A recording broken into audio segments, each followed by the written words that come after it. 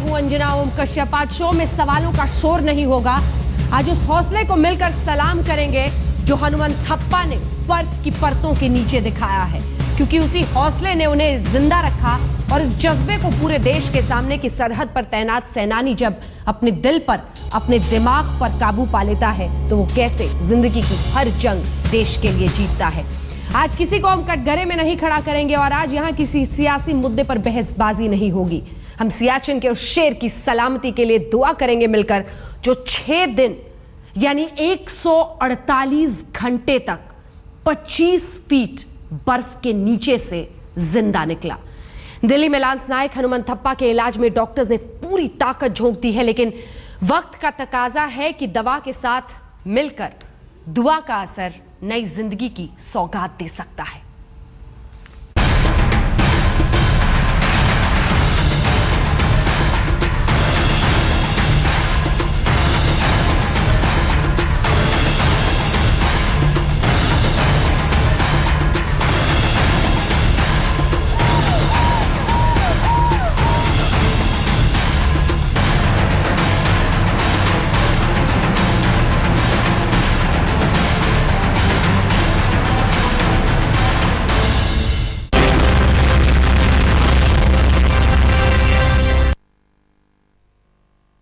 दुआ कीजिए और इस खबर को गौर से देखिए, क्योंकि यह आपको एक नया नजरिया देगा जिंदगी के बारे में। सोच आपकी किस तरह से आप आगे बढ़े जीवन में। लांस नायक हनुमंत थप्पा के लिए पूरा देश इस वक्त दुआ कर रहा है। देश का सिपाही जो 5 दिनों तक 35 फुट बर्फ के नीचे दबा रहा, आज वो दिल्ली में जिंदगी की जंग लड़ रहा है। उनकी हालत अभी नाजुक है, लेकिन जिंदगी की जंग जारी है। करोड़ों लोगों की दुआ के साथ एक करिश्मे की बस उम्मीद है।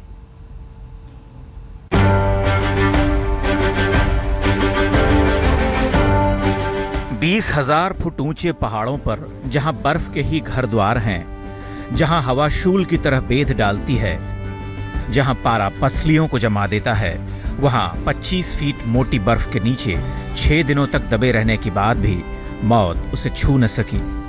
सियाचिन के उस संकट में एक करिश्मा सांस लेता रहा, जिसका नाम है लांस नायक हनुमंत थप्पा कोप्पड़।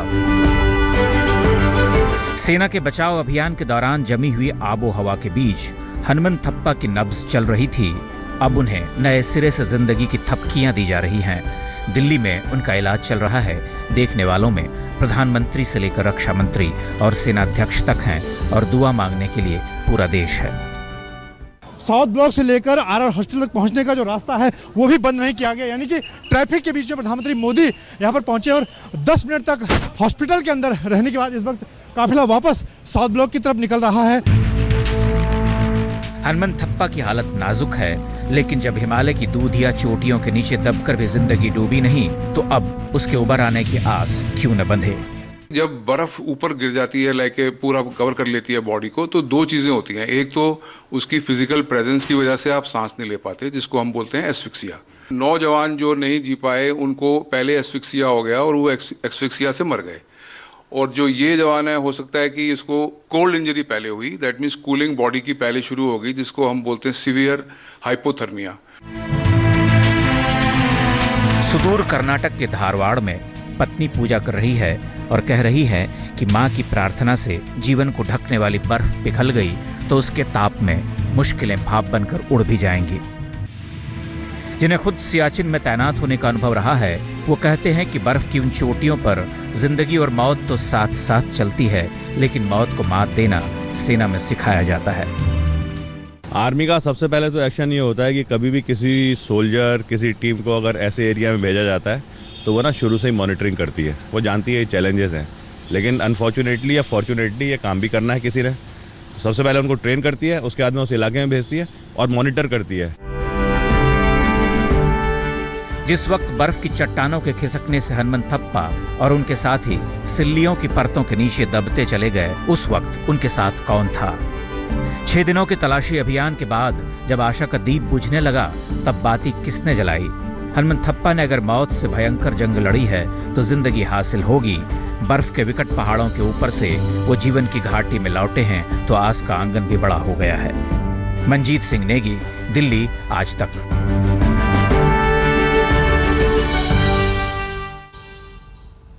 कई खास मेहमान आज हमारे साथ इस चर्चा में शामिल होंगे, क्योंकि उस हौसले को सलाम भी करेंगे और साथ ही इस जाबाज के लिए आज दुआएं भी मिलकर मांगेंगे।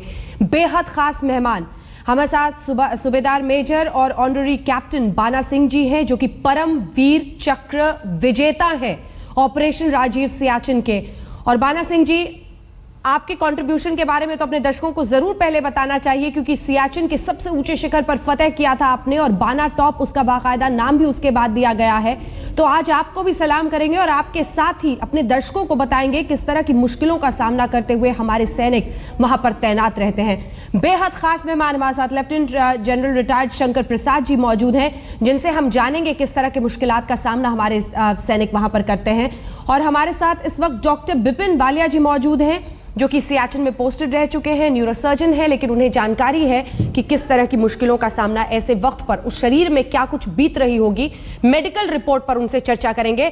तो सबसे पहले मैं अपने दर्शकों को जरा मेडिकल रिपोर्ट दिखा देना चाहती हूं, क्योंकि कोमा में फिलहाल है लांस नायक हनुमंत थप्पा और गंभीर सदमा, इंटेंस ट्रॉमा जिसे अंग्रेजी में कहा जाता है, गंभीर सदमा, ब्लड प्रेशर बहुत नीचे है, हाइपोथर्मिया यानी ठंड का बहुत बुरा असर शरीर पर पड़ना, शरीर का तापमान बहुत नीचे गिर जाना, निमोनिया से वो इस वक्त पीड़ित हैं। ऐसा कुछ ही देर पहले आर्मी रेफरल हॉस्पिटल से जानकारी दी गई है। लिवर किडनी भी ठीक से फिलहाल काम नहीं कर रहे हैं, कोमाटोज स्थिति में है। तो आप इससे अंदाजा लगा सकते हैं कि किस तरह की जंग उनका शरीर इस वक्त अस्पताल के उस बिस्तर पर लड़ रहा है। लेकिन सरहद से ये सिपाही सिर्फ अपने हौसले के साथ आज यहां तक पहुंचा है, और उसी को जज्बे को समझने के लिए सबसे पहले मैं बाना सिंह जी आपके पास आना चाहती हूं। हमारे दर्शकों को क्या आप बता सकते हैं कि सियाचिन में आप तो सबसे ऊंचे शिखर तक गए थे, किस तरह के तापमान, किस तरह की मुश्किलों का सामना हमारे एक सैनिक को रोजमर्रा करना पड़ता है, और क्या है वो हौसला एक सैनिक के अंदर जिसने आपको उस शिखर तक पहुंचाया और जिसने हनुमंत थप्पा को 6 दिन तक इतने फीट बर्फ के नीचे भी दबा होने के बावजूद जिंदा रखा? क्योंकि वहां पर जो माहौल है वो है तो क्रिटिकल, मगर क्या कि ये भी हमारी एक जिम्मेदारी बनती है कि मौत के साथ लड़ाई करना। मौत के साथ लड़ाई तो किसी ने की नहीं है, मगर फौजी एक ऐसा है जो कि वो उसके साथ मुकाबला करता है। अगर इतनी गंभीर हालत में सब लोग कहते हैं बहुत मुश्किल था, अगर उस मुश्किल को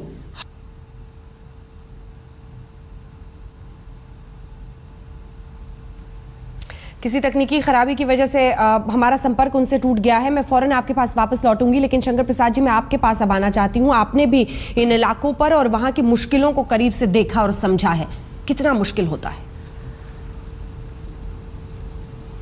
देखिए, कोई भी व्यक्ति आपने सुना होगा जो माउंटेनरिंग एक्सपीडिशन पे जाते हैं, पहले बहुत ट्रेनिंग करते हैं, फिर इतना इक्विपमेंट होता है, उनके साथ शेरपास जाते हैं, उनके संग ऑक्सीजन जाती है, और वो एक दिन की ऊपर की चढ़ाई पे चढ़ के फिर अगले दिन या कुछ ही घंटों में वापस आ जाते हैं।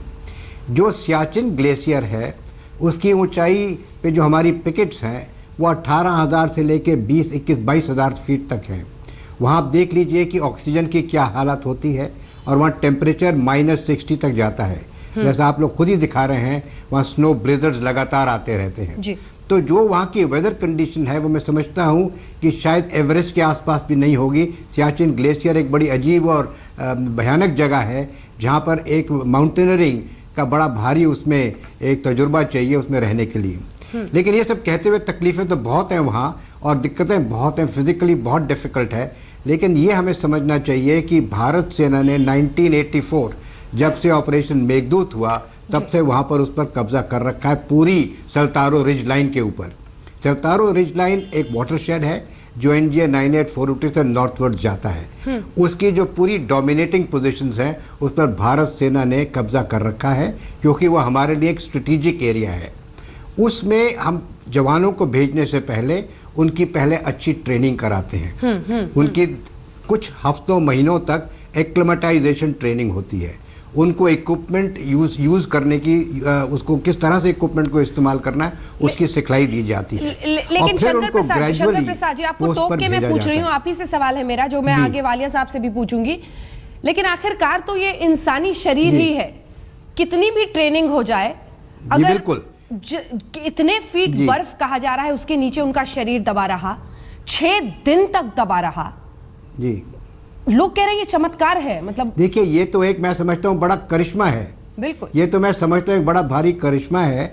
आप इमेजिन कीजिए कि 60 डिग्री का -60 डिग्री का टेम्परेचर वैसे ही है, उसके ऊपर 25 फीट या कुछ इतने फीट की बर्फ गिर जाए तो उसके अंदर क्या हालात होगी। मैं समझता हूँ कि ये तो एक मिरेकल है जो एक व्यक्ति इसमें अभी भी सरवाइव कर रहा है। बिल्कुल। इसकी कुछ रीजंस होंगे, कुछ वजह होगी, लेकिन इसको मैं एक चीज़ में अवश्य कहूँगा, जहाँ तक कि इंडियन आर्मी सोल्जर का सवाल है, बाकी तो डॉक्टर साहब बता सकते हैं कि शायद किसी तरह से कहीं कुछ ऑक्सीजन जा रही होगी, कोई एनवेलप बन गया होगा जिसकी वजह से उसको कुछ वहाँ रहने की सुविधा मिल गई, एक तरह सुविधा कहें अगर तो। लेकिन बात असल में ऐसे है कि इस हालात में कोई व्यक्ति, कोई living being, by human being, no living being can live there. ये तो बड़ा मिरेकल है कि ये जिंदा है। और ये भी आपको मैं बता दूं कि भारत सेना के जवानों में एक हौसला है जो कि वो इस हौसले को तोड़ते नहीं हैं। उनको शुरू से जब से ट्रेनिंग मिलती है ये हौसला दिया जाता है कि देखो तुम्हें जंग में जाना है, गोलियां फायर होंगी, पहाड़ियों पे चढ़ना है, तुम्हें तब भी जिंदा रह के मुकम्मल तक ऑब्जेक्टिव तक पहुंचना है। ये आपने कारगिल की लड़ाई में भी देखा। तो चाहे बुलेट्स की हो, चाहे वेदर कंडीशंस की हो, चाहे बर्फ की हो, चाहे कुछ भी हो, हमारे जवानों की सिखलाई इस प्रकार है कि चाहे कुछ भी हो जाए हमें जिंदा रह के फतेह हासिल करनी है। ये तो हमारा मोटो रहा है। जी बिल्कुल। तो इसी मोटो की वजह से लोगों के अंदर वो शक्ति आ जाती है। जी बिल्कुल, ऐसे वक्त पर वो शक्ति अंदर आ जाती है और उसी के जरिए ऐसी जंग जीती भी जा सकती है। 4 तस्वीरें अब दर्शकों को दिखा रहे हैं। हनुमंत थप्पा जी की एक तस्वीर है और दूसरी तरफ प्रधानमंत्री नरेंद्र मोदी आज आरआर अस्पताल पहुंचे। अपनों की दुआ, उनकी पत्नी, उनका परिवार पूरा पहुंच रहा है दिल्ली, और सियाचिन पर तैनात जांबाजों से हम लगातार देख रहे हैं कि किस तरह की मुश्किलों का वो सामना करते हैं। मैं एक बार डॉक्टर साहब आपके पास आऊं उससे पहले, चूंकि बाना सिंह जी से संपर्क हमारा बीच में टूट गया था। बाना सिंह जी, सबसे मुश्किल है ये यकीन करना कि अगर आप देखें तो आखिरकार एक सैनिक भी जो खड़ा होता है इंसानी शरीर ही है, कितनी भी ट्रेनिंग हो जाए, इतने दिनों तक उसको जमीन के नीचे ऑक्सीजन कैसे मिला, कैसे बर्फ के नीचे रहते हुए हाइपोथर्मिया से जूझते हुए उसका शरीर जिंदा रहा, ये अपने आप में लोग कह रहे हैं एक चमत्कार है। ये बात तो सही है आपका, ये एक चमत्कार है, मगर क्या है कि एक हिंदुस्तान आर्मी का जवान जो है उसका हौसला, चाहे ट्रेनिंग भी है उसके साथ भी बढ़ता है, और मनोबल उसका शारीरिक तौर पर वो फिजिकली फिट होता है, तब वो इस मिशन को पूरा कर सकता है। जैसे कि अवलांच आ गया, रोल डाउन होके हो सकता है कहीं क्रैबस में या किसी कॉर्नर में ऐसी जगह वो फंस गए हैं जहां थोड़ा सा होल बन गया है, उसकी वजह से वो उन्होंने थोड़ा सांस लेना शुरू किया है। मगर क्या है कि ये सबसे ज्यादा क्या है, मनोबल। अगर उन्होंने अपने इस मन को बिल्कुल कूल माइंड से देखा कि हमने इस जंग के साथ जीतना है और हम जीत कर रहेंगे, उस पर फतेह पानी है और पाकर रहेंगे, ये एक आर्मी के जवान के ऊपर बहुत ही बड़ा एक सिरा आ जाता है। और ये एक प्रभु परमात्मा के भी योगदान है जो कि उन्होंने बल दिया। और थापा जी अभी हमारे दिल्ली में बैठे हैं और सब लोग उनकी तरफ ये देख रहे हैं। बिल्कुल माना जी, मैं आऊंगी आपके पास लौट कर, क्योंकि लेकिन उससे पहले डॉक्टर वालिया जल्दी से कमेंट आपसे हो जाए। ये अगर डॉक्टर के नजरिए से देखें, मेडिकल साइंस इसे कैसे समझाएगा? 6 दिन तक इतने फीट बर्फ की परत के नीचे दब कर रहना और शरीर का जिंदा रहना। पहले तो मैं सैल्यूट करूंगा जितने मेरे भाई और कोलीग्स जो अभी भी सियाचिन पे है। ये मौका है उनको, उनकी बहादुरी को रिकग्नाइज करने का। अभी इनकी जो बात कर रहे हैं, ये संभव है जब ये एवलांच में आए तो किसी प्रकार का आइस पॉकेट या आइस केव बन गया जिसमें थोड़ी उनको एयर मिलती रही जी। 6 दिन वो जिंदा रहे, उनको ऑक्सीजन मिलती रही, तो ये कोई गुफा सी बन गई जिसमें वो इनक्लोज हो गए जी। ऑफ कोर्स दूसरी प्रॉब्लम जो है exposure to cold, severe hypothermia. हम यकीन नहीं कर सकते कि वहां पे क्या एक्सपोजर कंडीशंस होती हैं। बिल्कुल जैसे बताया, टेम्परेचर -20 से -40 जाता है। जो विंड स्पीड होती है 100 से 150 किलोमीटर पर आवर होती है, और उस कंडीशन में आपकी कोई प्रोटेक्टिंग क्लोथिंग को प्रोटेक्ट नहीं करती। सबके सब थ्रू एंड थ्रू जाती है। यही तो सवाल है जो लोगों के मन में है डॉक्टर वालिया। मुझे एक ब्रेक के लिए मजबूरन रुकना पड़ रहा है। देखिए ऐसा है कि इनके लिए एक तो हमने कहा कि ऑक्सीजन तो कहीं ना कहीं एक गुफा बनी जिनको ऑक्सीजन मिलती रही जी। बट जो एडिशनल प्रॉब्लम जो उन्होंने फेस की होंगी is number 1 hypothermia, severe hypothermia, जिसमें आपका जिस्म का टेम्परेचर गिरता जाता है बिकॉज आपका एक्सटर्नल टेम्परेचर इतना ठंडा है। दूसरा डिहाइड्रेशन। नंबर 3 स्टार्वेशन, 6 दिन ना कुछ खाने को ना कुछ पीने को। चौथी बात जो सबसे इंपॉर्टेंट है कि योर मेंटल स्टेट, और परहैप्स सबसे इंपॉर्टेंट चीज यही रही है कि ये पर्सन इतना मेंटली अगर स्ट्रांग हो, जिसकी विल पावर इतनी स्ट्रांग हो, he will survive all this. बिल्कुल। जो इंसान जो सोल्जर्स, बिल्कुल, और डॉक्टर वालिया यही कहते भी हैं कि सबसे बड़ी जंग बस यही दिमाग से लड़ी जाती है, विल पावर जिसे अंग्रेजी में कहा जाता है। अगर आत्मशक्ति मजबूत हो, बर्फ पिघल जाती है और तमाम मुश्किलें ढह जाती हैं। ये हौसला बर्फ में दबकर भला कैसे रह सकता था, और इसीलिए हनुमंत थप्पा को आज पूरा देश सलाम कर रहा है और साथ में दुआएं उनके लिए कर रहा है। कई खास मेहमान हमारे साथ जुड़े हुए हैं जिनसे हम लगातार चर्चा कर रहे हैं। बेहद खास मेहमान हमारे साथ अर्जुन वाजपेयी आए हैं, जो कि सबसे कम उम्र के ऐसे भारतीय हैं जो माउंट एवरेस्ट पर पहुंचे थे। उनसे भी चर्चा करेंगे। तमाम अन्य मेहमान शुरू से हमारे साथ बने हुए हैं, और doctor lieutenant general Ved Chaturvedi ji जो कि रिटायर्ड है HOD रोमेटोलॉजी डिपार्टमेंट RR हॉस्पिटल में, उनसे हम चर्चा करेंगे कि कैसे बच सकते हैं हनुमंत थप्पा। उनकी पत्नी की खुशी का ठिकाना नहीं है। सोचिए आप, 10 जवान जिसके बारे में प्रधानमंत्री तक ने ट्वीट कर दिया था कि हम उन्हें श्रद्धांजलि देते हैं, सब मान गए थे कि वो अब जिंदा नहीं है। जब ये खबर मिली होगी पत्नी को, बच्चे को, कि अभी हनुमंत थप्पा जिंदा है, जिंदगी की जंग यहाँ पर हॉस्पिटल में लड़ रहे हैं, खुशी का ठिकाना नहीं है। दिल्ली पहुंचने वाली है कुछ देर में, हम आपको दिखाएंगे क्या कहती है वो आगे। लेकिन इससे पहले आइए आपको अब सुना देते हैं जो जवान, जो साथी हैं, वो क्या कह रहे हैं। हमेशा मौसम खराब रहता है, सब स्नो आते रहता है यहाँ पर, तो यहाँ पर पोस्ट पे बैठने के लिए हमेशा दिक्कतें आती है। और क्या है, हमेशा यहाँ पर टेम्परेचर 60 डिग्री से ज़्यादा रहता है, माइनस 60 डिग्री से कम रहता है। और यहाँ पर यातायात आने जाने के लिए और रास्ते नहीं होने के कारण काफ़ी दिक्कतें हैं यहाँ पर। सबसे ज़्यादा विंटर सीजन में यहाँ पे जो टेम्परेचर है -60 डिग्री तक पहुँच जाता है। तो इसमें हम क्या करते हैं, अपना अगल बगल में आइस तोड़ते हैं। आइस तोड़ने के बाद हम उसको गर्म आंच में हम इसको पिघला के अपना पानी यूज़ करते हैं और उसको फिल्टर करते हैं और उसको यूज़ करते हैं। यहाँ पर सर 3 महीने के लिए बिल्कुल नहाया नहीं जाता, ना शेव की जाती है, क्योंकि यहाँ पे बर्फीली हवा से माइनस तापमान होने की वजह से शेव और 3 महीने बिल्कुल नहाने की परमिशन खुद की भी नहीं है और अपनी फौज सेना की तरफ से भी नहीं है।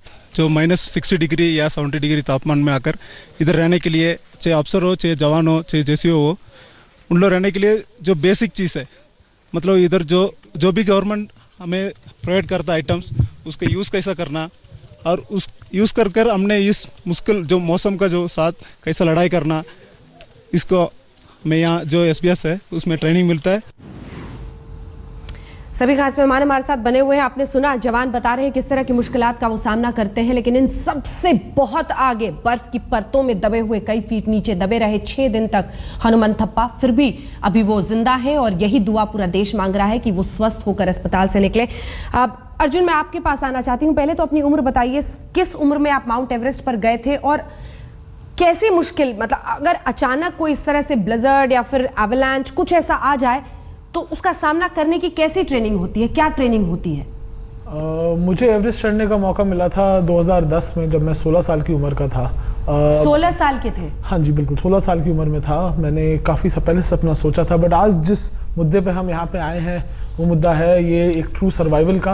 एक इंडियन आर्मी के जवान ने आज ऐसा कुछ कर दिखाया है जो जनरली हॉलीवुड मूवीज़ बताती हैं, 127 घंटे करके उन्होंने मूवीज़ बनाई है। यहाँ हमारे 140 घंटे के बाद भी एक इंसान का ट्रू डिटर्मिनेशन उभर के निकल के आया है।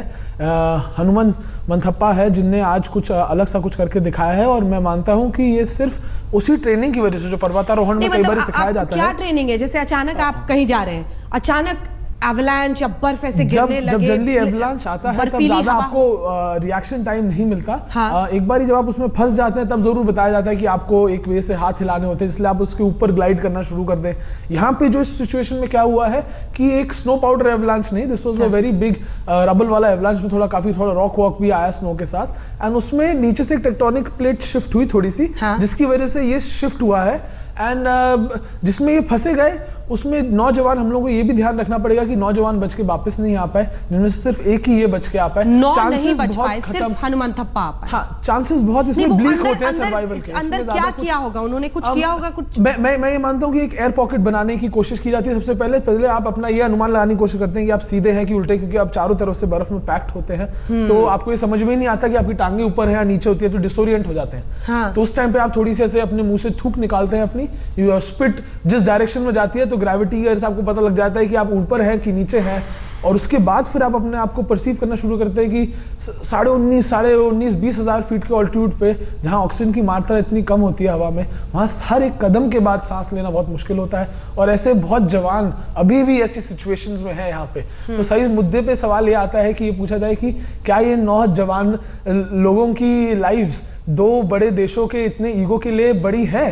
क्या ये उसका सवाल पूरा जवाब दे पाते हैं? जो सवाल सारे उठते हैं, इसका क्या होगा? आने वाली पीढ़ियों ने वापिस इस साइकिल में पड़ना नहीं चाहिए। बोलना चाहिए कि नहीं, ऐसा एक दिन आएगा जिस दिन शायद हम लोगों को यहाँ जवान रखने ही नहीं पड़ेंगे। ऐसा एक दिन आएगा जब दोनों देशों के बीच में बहुत अच्छी क्लैरिटी रहेगी ऑफ थॉट प्रोसेस में, और ऐसे जवानों की इन चीजों में लाइफ नहीं जाएगी। और इस चीज को हम चैनलाइज कर पाएंगे थ्रू आउटडोर स्पोर्ट्स हमारे इंडिया में, कि हर लोग, जैसे नेपाल अर्थक्वेक आ सकता है। काश आप जैसी सोच देशों के बीच में हो पाती। सवाल यही है कि जो गर्माहट देशों के बीच होनी चाहिए, बर्फ की परतें इतनी जम चुकी हैं उस पर कि हालात ऐसे बना देते हैं कि जवान सरहदों पर ऐसे जान गंवाते रहते हैं, और हम यहाँ पर स्टूडियो में बैठकर बाद में उस पर चर्चा करते हैं।